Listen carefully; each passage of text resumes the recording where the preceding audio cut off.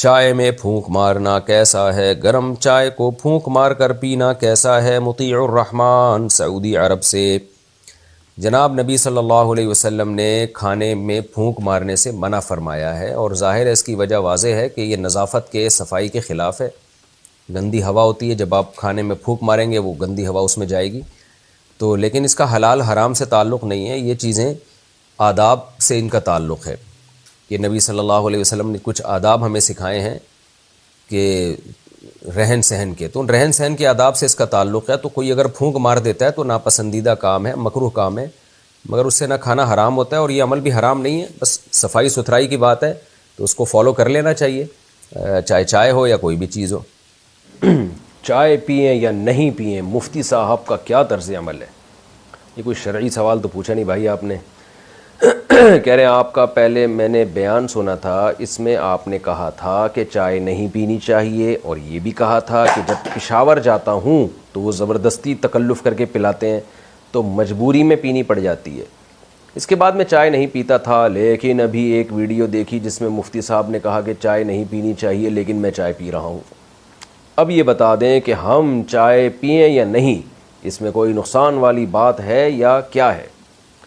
دیکھیں، چائے پینا یا نہ پینا یہ تو مفتیوں کی فیلڈ نہیں ہے، یہ تو ڈاکٹروں کی فیلڈ ہے، ان سے پوچھنا چاہیے۔ لیکن چلیں، آپ نے پوچھا ہے تو میں بتا دیتا ہوں، اور اس پر میں چونکہ بیان بھی کر چکا ہوں۔ تو چائے جو، جہاں تک میری تحقیق ہے، دیکھیں ہر ڈاکٹر کی ہر چیز میں تحقیق ہوتی بھی نہیں ہے، بعض ڈاکٹر کسی چیز میں بہت زیادہ تحقیق کرتے ہیں، بعض ادھوری کرتے ہیں، بعض کرتے ہی نہیں ہیں، ویسے ہی چل رہے ہوتے ہیں جیسے سب چل رہے ہیں۔ تو جنہوں نے اس بارے میں بہت تحقیق کی ہے ان کی رائے میں یہ کوئی صحت کے لیے فائدہ مند چیز نہیں ہے۔ کیفین ہے، دماغ کو وقتی طور پر جگا دیتی ہے، تو ایک قسم کا نشہ ہے یہ۔ ہاں یہ ہے کہ ایک چرس کا نشہ ہوتا ہے، ایک ہیروئن کا نشہ ہوتا ہے، وہ بہت سخت ہوتا ہے، یہ اس سے کم ہے۔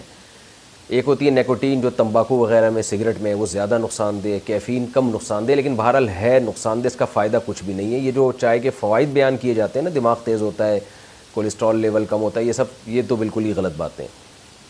تو کوئی فائدے کی چیز بہرحال نہیں ہے یہ۔ باقی یہ کہ کسی کو تھوڑا نقصان ہوگا، کسی کو زیادہ ہوگا، ہو سکتا ہے کسی کو بالکل ہی نہ ہو، شاید ایسا بھی ہو۔ اس لیے بہتر یہی ہے کہ اس سے اجتناب کیا جائے، بچا جائے میڈیکل سائنس کی روح سے۔ میرا جو طرز عمل تھا، میں نے چھوڑ دی تھی، میں تو بہت زیادہ عادی تھا چائے پینے کا۔ جب مجھے پتہ چلا اس کا کوئی فائدہ نہیں ہے، نقصان زیادہ ہیں، فائدے کم ہیں، یہ پلس مائنس کریں گے تو نقصان ہی آئیں گے، تو میں نے بھی ہمت کر کے چھوڑ دی۔ میرے لیے چھوڑنا بہت مشکل تھا، 1 سال تک میں نے چھوڑ دی بالکل۔ لیکن جہاں بھی جا رہے ہیں، دعوت میں کہیں بھی جا رہے ہیں، لوگ چائے پلا رہے ہیں۔ اب ان کو چائے کا منع کرو تو وہ دودھ لے آتے ہیں، لسی لے آتے ہیں اٹھا کے، تو پھر ہوتے پھر شروع کر دیا، پھر دوبارہ پینا شروع کر دیا۔ تو کوئی حلال و حرام کا اس سے تعلق نہیں ہے، تو اگر کوئی پینا چاہے تو پی لے اپنی ذمہ داری پہ، لیکن بہرحال کوئی فائدے کی چیز نہیں ہے۔ اور اب میرا دوبارہ ارادہ ہے اس کو میں چھوڑوں گا، کیونکہ کوئی جس چیز کا کوئی فائدہ نہیں ہے تو کیوں اپنے آپ کو اس کا پابند بنایا جائے۔ آپ تجربہ کر کے دیکھ لیں، چائے پئیں گے آپ کی بھوک اٹھ جائے گی، اور معدے کو بھی نقصان ہوتا ہے چائے پینے سے۔ اور سب سے اہم بات یہ ہے کہ چائے کی جب لت پڑتی ہے نا، تو پھر آپ اس کے بغیر رہ نہیں سکتے۔ یہ خود ایک ٹینشن والا کام ہے نا جو آپ نے پال لیا ہے۔ روزہ رکھنا چائے والے کے لیے مشکل ہوتا ہے، جو چائے پینے کا عادی ہو، چائے، نسوار، پان گٹکے کے جو عادی لوگ ہوتے ہیں ان کے لیے روزہ رکھنا بہت مشکل ہوتا ہے۔ تو اس لیے جب ایک خامخواہ کی ٹینشن ہے تو چھوڑ دینا ہی بہتر ہے۔ باقی یہ کہ کوئی حلال و حرام کا اس سے تعلق نہیں ہے، بعض لوگوں کو بعض چیزوں کا نقصان ہوتا بھی نہیں ہے، تو بہتر یہی ہے اجتناب کریں آپ۔ اور چائے کا جو متبادل ہے نا، وہ دودھ میں آپ اگر یہ جو پانی میں آپ تھوڑا سا وہ کیا کہتے ہیں یار اس کو، یہ جو دار چینی ہے، پانی میں بوائل کریں، دار چینی اور سونف وغیرہ ملا کے بوائل کر کے اس میں پھر دودھ شامل کر کے پی لیں، وہ اس میں سے بھی باڈی میں آپ کے جو ہے نا ایک تھوڑی سی چستی پیدا ہو جائے گی، لیکن وہ نقصان دہ نہیں ہے بالکل۔ اچھا، لیکن حال کسی حکیم سے رابطہ کر لیں تو زیادہ اچھا ہے، یہ ڈاکٹر صاحب سے پوچھ لیں تو زیادہ اچھا ہے۔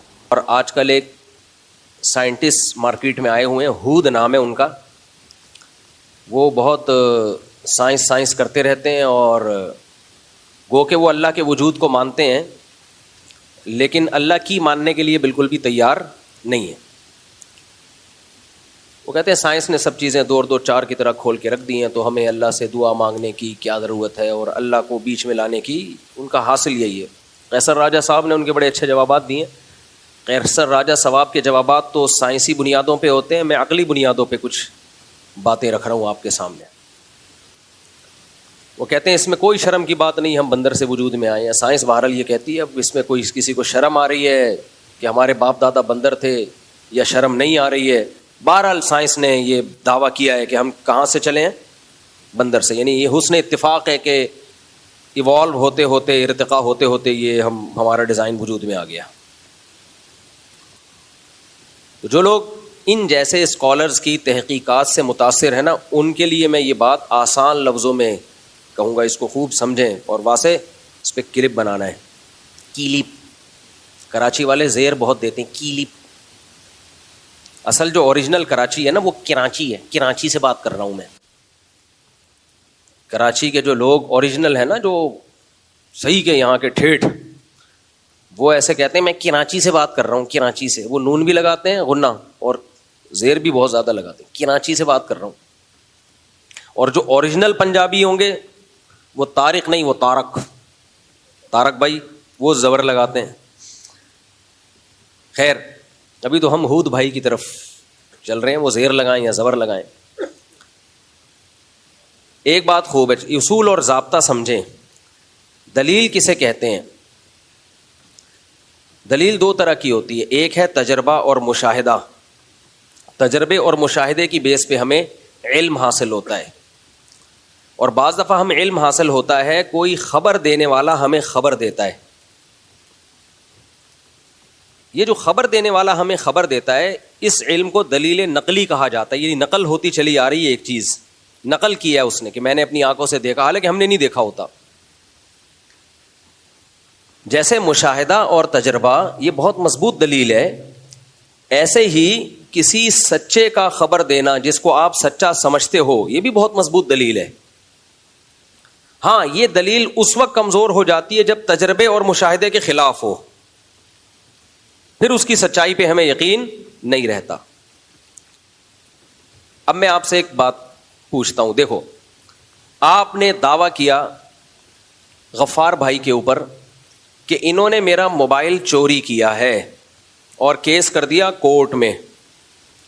جج کے پاس یہ نالج نہیں ہے کہ واقعی اس نے چوری کیا ہے یا چوری نہیں کیا. جج آپ سے مطالبہ سائنس کی روشنی میں کرے گا یا گواہ طلب کرے گا؟ گواہ طلب کرے گا نا. یا وہ کہے گا نہیں جی سائنس کو بیچ میں لے کر آؤ، میں سائنس کو مانتا ہوں. سائنس اگر کہتی ہے کہ اس نے چوری کیا ہے تو میں مان لوں گا. سائنس کہتی ہے چوری نہیں کیا. ہود بھائی کہتے ہیں، جو ہود جو لیکچرار ہے، ہود ہی نام ہے نا، کوئی اور کسی اور کو نا، ہود بوائے. اچھا، تو وہ کیونکہ نوجوان طبقہ بڑا متاثر ہو رہا ہے ان کی تقریروں سے نا. اب اگر وہ جج کہنے لگے میں یہ گواہ شواہ کو نہیں مانتا، سائنس اگر ثابت کرتی ہے کہ یہ غفار نے چوری کیا تو میں مان لوں گا، تو کوئی عقل کی بات ہوگی؟ بھائی حماقت کی بات ہے. آپ نے 2 گواہ پیش کر دیے، جج نے جرح کی ان گواہوں کی تفتیش کی. یہ جھوٹ تو نہیں بولتے؟ محلے والوں سے پوچھ لیا، محلے والے کہہ رہے ہیں بھائی ہم نے آج تک ان کو جھوٹ بولتے نہیں دیکھا، کسی غیر اخلاقی سرگرمی میں نہیں ہے، کبھی سٹا پیتے ہوئے چرس پیتے ہوئے پکڑے نہیں گئے، کبھی کوئی کرمنل ایکٹیویٹی نہیں ہے، بالکل ایک شریف شرفا شہری. یہاں تک آپ نے دیکھ لیا ان کا اپنے بیوی بچوں کے ساتھ بھی، جج نے تحقیق کی، پتہ چلا یہ گواہ ایسے ہیں جن کا بیوی بچوں کے ساتھ بھی بہت اچھا سلوک ہے، دوستوں کے ساتھ بھی، ٹیکس بھی ٹائم پہ پے کیا انہوں نے. اتنے شریف شرفا قسم کے کہ آج کل مارکیٹ میں ایسے ہوتے نہیں ہیں. جج نے پوری تحقیق کر لی. اب جج غفار کو چور قرار دے گا کہ نہیں دے گا؟ دے گا یقیناً بھائی، کہ بھائی اس سے زیادہ میں مکلف نہیں ہوں. جج یہی کہے گا. ہاں اگر سائنس سے یہ ثابت ہو جائے کہ یہ جھوٹ بول رہے ہیں، مثال کے طور پر غفار نے یا غفار کی طرف سے وکیل نے یہ ثابت کر دیا کہ بھائی جس وقت انہوں نے چوری کا دعویٰ کیا ہے نا اس وقت تو میں ملک سے باہر تھا، یہ ٹکٹ ہے، یہ CCTV کیمرے ہیں کہ میں جہاز میں بیٹھ کے ایئرپورٹ سے باہر جا رہا ہوں. تو اس دن تو میں پاکستان میں تھا ہی نہیں, اور یہ دعویٰ کر رہا ہے کہ الفلاحیہ مسجد سے چوری کی ہے, اور میں اس دن الفلاحیہ مسجد میں تھا ہی نہیں. 2 اور 2 4 کی طرح اگر ثبوت پیش کر دے, پھر وہ 2 گواہ کتنے ہی سچے ہوں تو ایک سائنسی فیکٹ ہے, حقیقت ہے, وہ ان سچے گواہوں سے ٹکرا رہا ہے, تو اس سے ان گواہوں کا جھوٹا ہونا بھی ثابت ہوگا, اور آئندہ کے لیے کسی بات پہ بھی ان گواہوں پر اعتبار ہمیشہ کے لیے ختم ہو جائے گا. بلکہ جج لکھ دے گا کہ یہ گیٹ اپ ان کا ایسا ہے, لیکن یہ چونکہ ایک فیکٹ کے حقیقت ہے, ثابت شدہ حقیقت کے خلاف بات کر رہے ہیں, لہذا ان کی گواہی رد کر دی جاتی ہے ہمیشہ کے لیے, ایک جھوٹ تھوپ دیا جائے گا ان کے اوپر. یہاں سائنس ٹکرا رہی ہے دلیل نقلی سے, عقل ٹکرا رہی ہے کس سے؟ نقل سے. جب عقل اور نقل کا ٹکراؤ ہوتا ہے تو ترجیح کس کو ہوتی ہے؟ عقل کو ترجیح ہوتی ہے. بات سمجھ میں آ رہی ہے کہ نہیں آ رہی ہے؟ اب ہوا یہ کہ ہمیں نہیں پتا کائنات کی ابتدا کیسے ہوئی, خود سے ہوئی یا کسی نے یہ ابتدا کی ہے. انسان کی ابتدا کیسے ہوئی, ایوالو ہوا ہے یا ڈائریکٹ مٹی سے بنا کے کسی نے اس میں جان ڈال دی ہے, ہمیں نہیں پتا یہ سب. لہذا اس میں مختلف نظریات وجود میں آئے, کسی نے کہا ایسے ہوا, کسی نے کہا ایسے ہوا. تو ڈارون بھی ایک سائنٹسٹ تھا, اس نے بھی ایک رائے قائم کی, میں بھی ایسے ہوا ہو سکتا ہے کہ ایسے ہوا ہو. ایک نظریہ پیش کیا اس نے جو اب تک 200 سال کے بعد بھی ایک نظریہ ہی ہے, وہ فیکٹ نہیں ہے, حقیقت نہیں ہے, کیونکہ اس پہ بہت بڑے بڑے اشکالات ہوتے ہیں. آنکھ کیسے بن گئی بھائی؟ ایوالو ہونے کے لیے کوئی سرا تو چاہیے نا, کوئی سرا تو چاہیے, کہاں سے ابتدا ہوئی ہے. اور میں بار بار آپ کو بتاتا ہوں کہ یہ جتنے خدا کے منکر ہیں, ملحد ہیں, یہ ایک اہم ترین سوال پی جاتے ہیں, اس کو پی کے آگے سے شروع کرتے ہیں. آپ جتنے بھی ملحد ہیں نا, ایتھیسٹ ہیں, ان سے جب پوچھیں کہ اس کائنات کو کس نے بنایا, وہ کہیں گے یہ خود سے بنی ہے, دھماکہ ہوا تھا. دھماکہ غبارے میں ہوا تھا, ہوا میں, کوئی یا تو انرجی ہوگی یا کوئی مادہ ہوگا, وہ مادہ کس نے پیدا کیا, وہ انرجی کہاں سے آئی. اور اتنا منظم خوبصورت دھماکہ جس کے نتیجے میں کائنات پھیلتی چلی جا رہی ہے, اور قرآن کہہ رہا ہے وَالسَّمَاءَ بَنَيْنَاهَا بِأَيْدٍ وَإِنَّا لَمُوسِعُونَ, ہم اس کائنات میں وسعت دیتے چلے جا رہے ہیں, پھیلتی چلی جا رہی ہے. یہ سورج, چاند, ستارے اور ان کی اتنی زبردست گریوٹی کا ایک سسٹم کہ ذرا سا بھی وہ سسٹم دائیں بائیں ہو تو نظام کائنات تباہ و برباد ہو جائے, اور زمین کا 23 ڈگری جھک جانا, اور پھر اس پہ بارشوں کا برسنا, اور بیجوں کے اندر ایسے سافٹ ویئر پیدا ہو جانا کہ آم کی گٹلی کو زمین میں دفن کرو, پودا نکلے گا, درخت نکلے گا, آم پیدا ہوگا. یہ جو سائیکل ہے, خربوزے کا بیج آپ نے زمین میں ڈالا, ایک کوپل نکلی, پھر وہ بڑا ہوا, پھر پھول نکلے, پھر پھول تتلیوں کو اٹریکٹ کرتے ہیں, پھر وہ نر مادہ پھولوں کا ملاپ ہوتا ہے, پھر اس سے خربوزہ پیدا ہوتا ہے, پھر خربوزے کے اندر وہی درجنوں بیج. یہ جو ایک سسٹم ہے پورا, او بھائی اتنے خاندانی سافٹ ویئر آج کل کمپیوٹر میں انسٹال نہیں ہوتے. ایوالو ہو کے خربوزے کے بیج میں, تربوز کے بیج میں, انار اور ہر چیز میں, اور پھر خود انسان, اور 9 مہینے میں پانی کے اندر ایسے سافٹ ویئر انسٹال ہو گئے ہیں کہ وہ ماں کے رحم میں جاتا ہے وہ پانی, اور 9 مہینے میں بچہ بن کے نکلتا ہے, نکلتے ہی ماں کی چھاتیوں میں دودھ آ جاتا ہے. یہ حسن اتفاق ہے بھائی, یہ بائی چانس ہو گیا یہ سب. تو اتنے سارے اشکالات ایک نظریے پر ہیں جو کبھی بھی سائنسی فیکٹ اور حقیقت بن نہیں سکتا, اور اس کے مقابلے میں محمد صلی اللہ علیہ وسلم, جن کا پیغمبر ہونا, سچا ہونا, خدا کا میسنجر ہونا, میسنجر آف گاڈ ہونا, اتنے مضبوط دلائل سے ثابت ہے کہ جن دلائل کا انکار ممکن نہیں ہے. آپ کی گھریلو زندگی دیکھ لو, بیویوں کے ساتھ سلوک کیسا تھا, یتیموں کے ساتھ سلوک کیسا تھا, دوستوں کے ساتھ سلوک کیسا تھا, میدان جنگ میں آگے کھڑے ہوتے تھے. کہیں سے بھی آپ کے ویژن میں, آپ کی دعوت میں, آپ کی سیرت میں ذرہ برابر کوئی سقم نہیں. اور جو قرآن آپ صلی اللہ علیہ وسلم لے کر آئے 1400 سال سے محفوظ ہے, اس کی تعلیمات آپ اٹھا کے دیکھ لو. ایسی اخلاقی تعلیمات, ایسی زبردست تعلیمات دنیا میں کسی کتاب میں نہیں ہے. ایسی ذات کے بارے میں آپ ایک ایسی تھیوری کی بیس پر اس ذات کا انکار کرنا شروع کر دو. محمد صلی اللہ علیہ وسلم کہہ رہے ہیں اللہ نے بتایا کہ ہم نے آدم کو کس سے پیدا کیا, مٹی سے. مثل عیسیٰ عند اللہ کمثل آدم، عیسیٰ کی مثال اللہ کی نظر میں ایسے جیسے آدم، خلقہ من تراب، مٹی سے بنایا، ثم قال له کن فیکون، بولا ہو جا، ہو گیا وہ. کیا پرابلم ہے اس میں بھائی ماننے میں؟ ہمارے پاس ایک دلیل ہے جس کو نقل کہا جاتا ہے، وہ کیا ہے؟ پیغمبروں. ایک پیغمبر کا دعویٰ نہیں ہے. عیسیٰ علیہ السلام نے بھی یہ بتایا کہ ہم کہاں سے بنے ہیں، ہمارے جد امجد کون ہے؟ آدم، اور انہی کی باڈی سے اللہ نے اماں حوا کو پیدا کیا. ارتقاء پہ ایک بہت بڑا اشکال ہوتا ہے وہ ایوالو ہونے پر کہ نر مادہ کیسے بن گئے، جوڑے کیسے بن گئے، یہ مرد اور عورت کیسے بن گئے؟ ایک چیز بننی چاہیے تھی نا ایوالو ہو کے، نر اور مادہ، پھر ان کا ملاپ. نر اور مادہ کا ملاپ اپنی خواہش پوری کرنے کے لیے ہوتا ہے، اولاد پیدا کرنے کے لیے نہیں ہوتا. اس خواہش کو پورا کروا کے فطرت نسل کو بڑھا رہی ہے. بالکل ڈفرینٹ چیزیں دونوں، کوئی میچنگ نہیں ہے آپس میں. آپ ایک جانور پہ غور کرو. کچھوا مگرمچھ کیا کرتا ہے؟ منہ کھول کے بیٹھ جاتا ہے. چڑیا آتی ہے اور اس کے دانتوں میں خلال کر رہی ہوتی ہے. کیسا سخت درندہ ہے، گوشت چھوڑتا نہیں ہے 2 منٹ کے لیے بھی. کیسا جانوروں کا آپس میں لنک ہے. دانتوں، اس کی انگلیاں تو ہے نہیں، ہاتھ کتنے چھوٹے وہ یہاں تک تو لا نہیں سکتا. قدرت نے یہ کام کس کے ذمہ لگا دیا؟ چڑیا کے ذمہ. کان بھی صاف کر رہی ہے. ہم وہ لے کے گھما رہے ہوتے ہیں تن کے، توڑ دیتے ہیں اندر بہت سے لوگ. دانت بھی صاف ہو رہے ہیں اس کے. مینا انڈے دے رہی ہے، کوئی گھونسلہ نہیں بناتی، کوے کو بیوقوف بنا رہی ہے، وہاں جا کے انڈا دے رہی ہے. اور کتنا کیسا کام کرتی ہے مینا. کوا 1.5 ہوشیار، اور مینا کہتی ہے تو اگر 1.5 ہوشیار ہے تو میں 1.25 ہوشیار ہوں. کوے کو بیوقوف بنانا آسان نہیں ہے. آپ انڈیا سے دشمنی لے لو، کوے سے دشمنی نہ لینا. مودی سے دشمنی لے لو آپ، کوے سے دشمنی میں تو نہیں لیتا. آپ کسی کوے کو گھونسلے کو دیکھو، آپ ایسا ہوشیار ہوتا ہے، ذرا ایک چپل مار کے دیکھ لو آپ. ایسا ان کا سسٹم ہے نا. آپ کی ٹوپی کا کلر کوا یاد کر لیتا ہے. اس کلر کی ٹوپی والا کوئی بھی نظر آیا. میں ایک دفعہ گلشن اقبال اپنے دوست کے گھر کے باہر کھڑا ہوا ہوں، کوا آیا، میری ٹوپی اچک کے دوسرے گھر میں لے جا کے پھینک دی.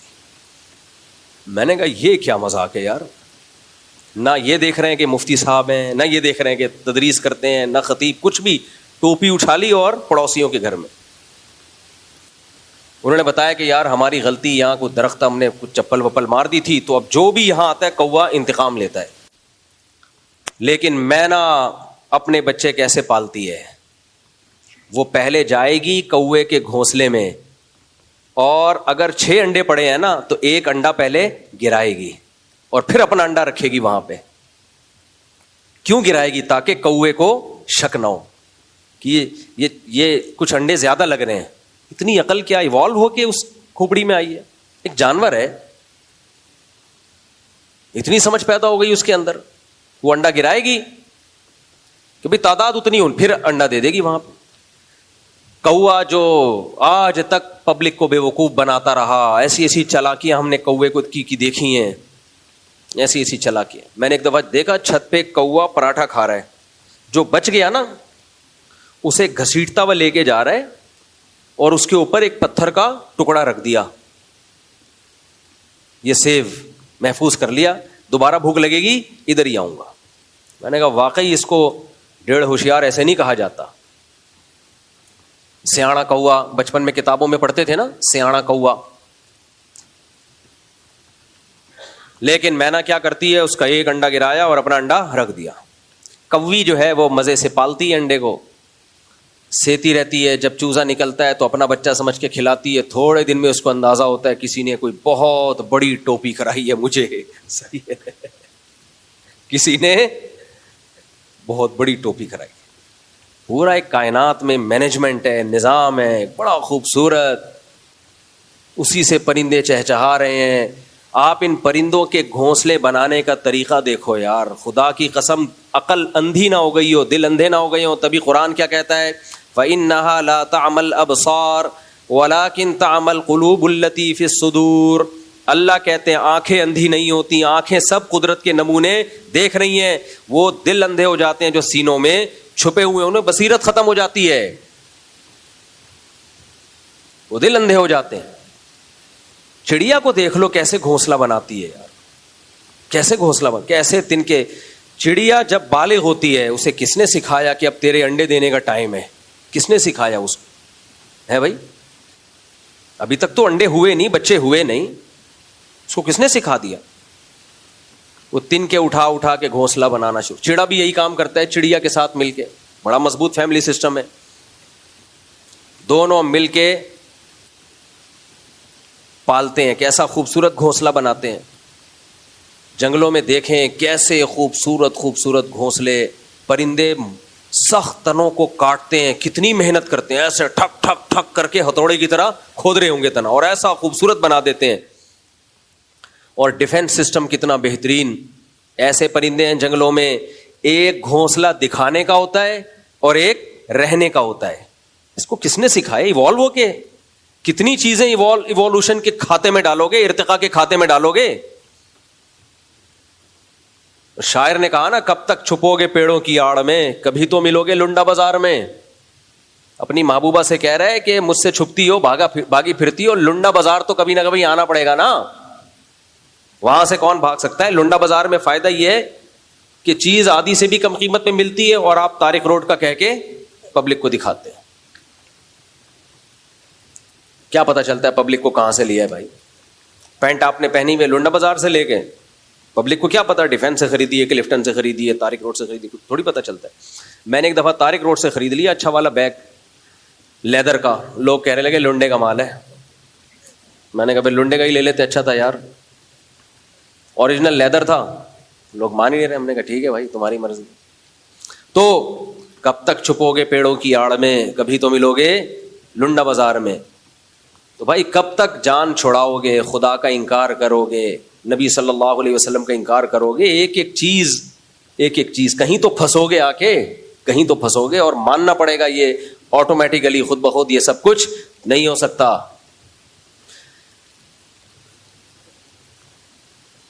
تو یہاں انہوں نے کیا کیا ہے, مذہب کو سائنس کے مقابلے میں لا کے کھڑا کر دیا ہے کہ مذہب یہ کہتا ہے کہ ہم مٹی سے آدم کو بنایا, ان کی پسلی سے اماں ہوا کو بنایا. سائنس یہ کہتی ہے کہ یہ سب ایوالو ہو کے بندر سے ہم وجود میں آئے ہیں. بھائی سائنس یہ نہیں کہتی ہے, یہ آپ کا دعویٰ ہے.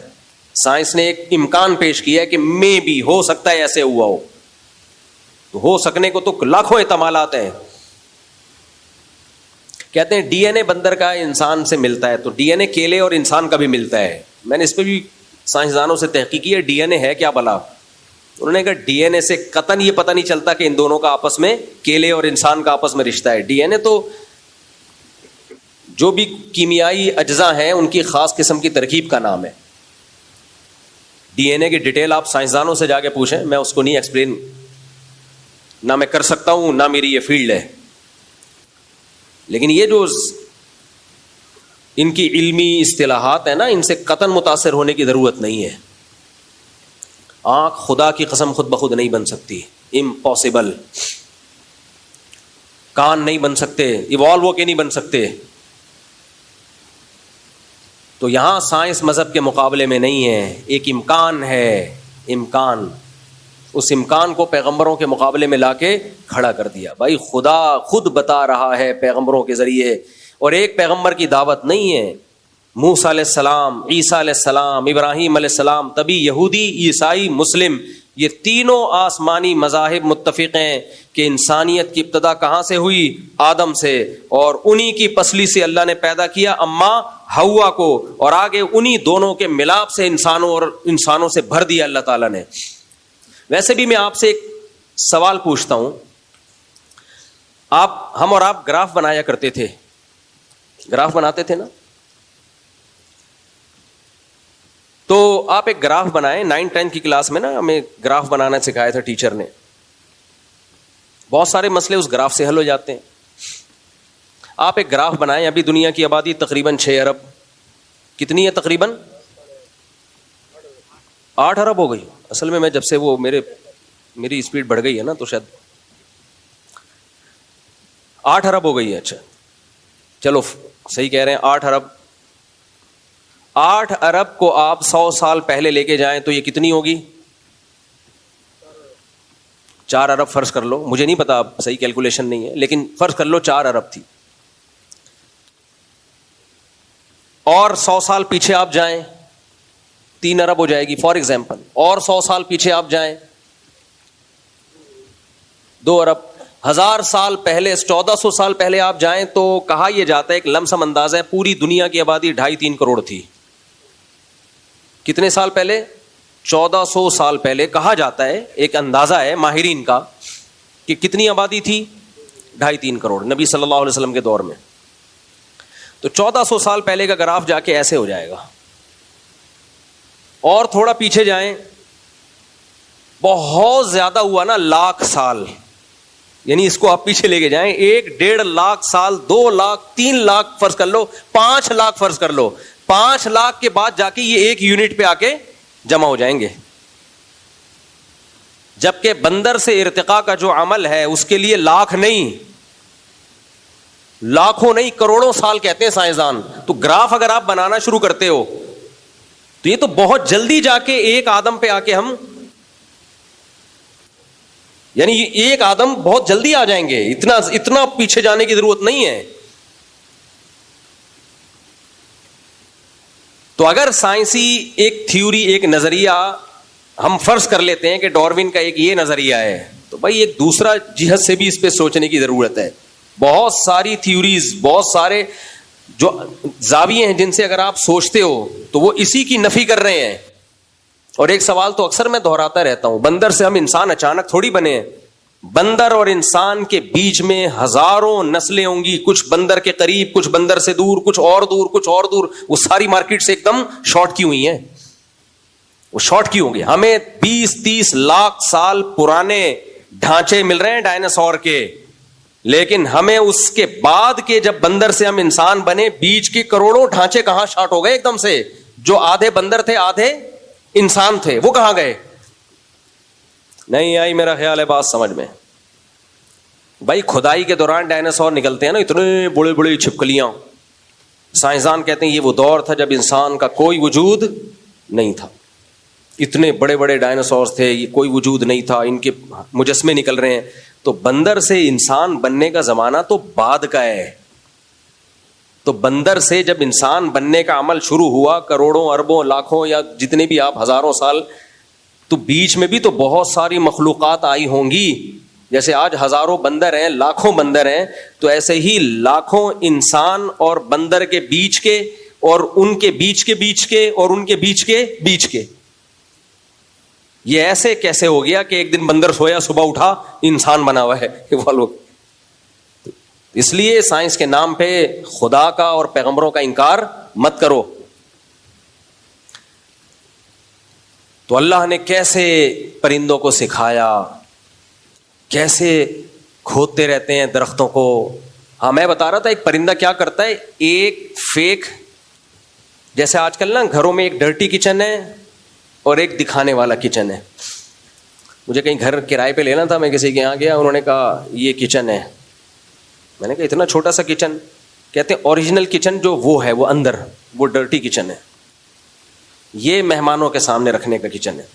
کبھی کبھار کچھ تھوڑی بہت چائے وائے گرم کرنی ہوئی. تو بعض پرندے کیا کرتے ہیں, وہ سانپ وغیرہ کے لیے الگ گھونسلہ بناتے ہیں کہ سانپ آئے گا تو ادھر آئے گا, اپنا چھپڑ میں اوریجنل والا الگ ہوتا ہے. اتنی عقل. دیمک کو دیکھ لو, دیمک کو. دیمک جب گھر بناتی ہے نا, وینٹیلیشن کا ایسا خاندانی انتظام کرتی ہے اس میں, کیونکہ وہ سرنگیں ہوتی ہیں نا, سرنگیں. سرنگ میں ہوا کہاں سے آئے گی, آکسیجن کہاں سے آئے گی, ٹیمپریچر کیسے مینٹین رکھا جائے گا, ایسا خاندانی گھر بناتی ہے. اس میں ہوا کی گزرگاہ کا بھی راستہ, روشن دان بھی, اور ایسے اس کے اینگل سے بناتی ہے کہ ہوا گزرتی بھی ہے, ٹیمپریچر بھی سیم رہتا ہے. تبھی قرآن بار بار کہتا ہے ان اللہ لا یستحیی ان یضرب مثلا ما بعوضۃ فما فوقها. اللہ مچھر اور مکھی کی مثال بیان کرنے سے بھی شرماتا نہیں ہے. خدا کے وجود کو ثابت کرنے کے لیے کوئی راکٹ سائنس کی ضرورت نہیں ہے. صرف ایک مچھر کو اسٹڈی کر لو, اتنی سی کھوپڑی میں 100 آنکھیں ہیں, 360 پہ دیکھتا ہے مچھر, 360 ڈگری پہ دیکھتا ہے کم وقت. اور مچھریاں بھی چاروں طرف دیکھ رہی ہوتی ایک ہی ٹائم پہ. اتنے چھوٹے چھوٹے ڈیجیٹل کیمرے اس کی چھوٹی سی کھوپڑی پہ فٹ. بڑی سے بڑی چیز بھی اس نے بنا دی, بڑی بڑی کہکشائیں, اور چھوٹی سے چھوٹی چیز بھی اس نے بنا دی, اور بتا دیا نہ اس کی بنائی ہوئی بڑی چیزوں جیسی کوئی چیز تم بنا سکتے ہو, نہ اس کی بنائی ہوئی چھوٹی چیزوں جیسی کوئی چیز تم بنا سکتے ہو. سورہ لقمان میں دیکھو, ھذا خلق اللہ, اللہ اپنی قدرت کے نمونے بیان کر کے کہتا ہے یہ میری بنائی ہوئی تخلیق ہے. فَأَرُونِي مَاذَا خَلَقَ الَّذِينَ مِن دُونِي, میرے علاوہ جو لوگوں نے بنایا ذرا وہ بھی اس کے مقابلے میں لا کے دکھاؤ, پھر تم ان کو معبود ماننا. بیان کا ٹاپک کچھ اور تھا, نکل ہم کہیں اور گئے, تو ٹینشن لینے کا نہیں ہے, ٹینشن بالکل نہ لیا کریں. لوگوں نے کمنٹس کیے ہوتے ہیں مفتی صاحب ٹاپک کوئی اور تھا اور آپ نکل کہیں اور گئے, تو کہاں نکلے ہم, غلط جگہ چرس پرس کی طرف تھوڑی نکل گئے ہم. پشاور جب انسان جا رہا ہوتا ہے تو بیچ میں دائیں بائیں قیام طعام بھی ہوتا ہے, چائے پینے چلا جاتا ہے. اب کیا ہوا, جا پشاور رہتے چائے کے لیے نکل گئے, تو چائے پینے جا رہا ہے بھائی,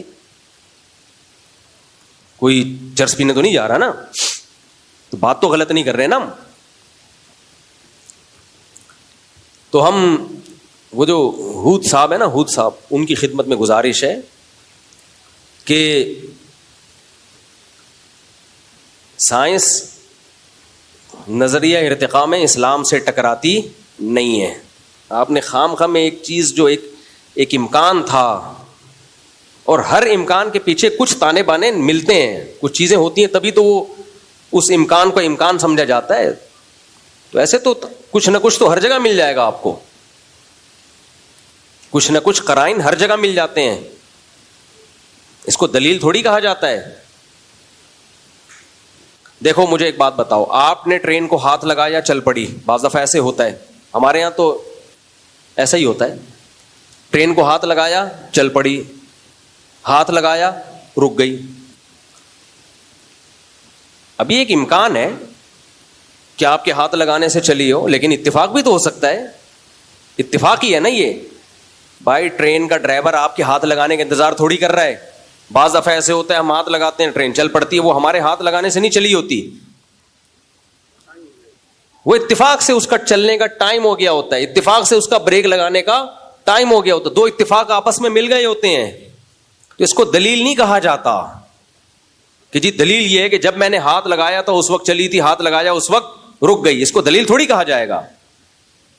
ایسے ہی ڈارون کی تھیوری کو درست ثابت کرنے والے کچھ امکانات کی دنیا میں کچھ قرائن پیش کرتے ہیں کہ دیکھو جب ہم سرد علاقوں میں جا کے رہتے ہیں تو ہمارے جسم اس کے حساب سے اپنے آپ کو تبدیل کر لیتا ہے, تو اس کا مطلب جسم میں ماحول کے حساب سے چینجنگ آتی ہے. بھائی یہ چینجنگ, تھوڑی بہت چینجنگ جو انسان کے مخلوق کے زندہ رہنے کے لیے ضروری ہے, یہ تو خدا کی قدرت کی ایک دلیل ہے. اتنی بڑی چینجنگ کہ آپ جناب پوری آنکھ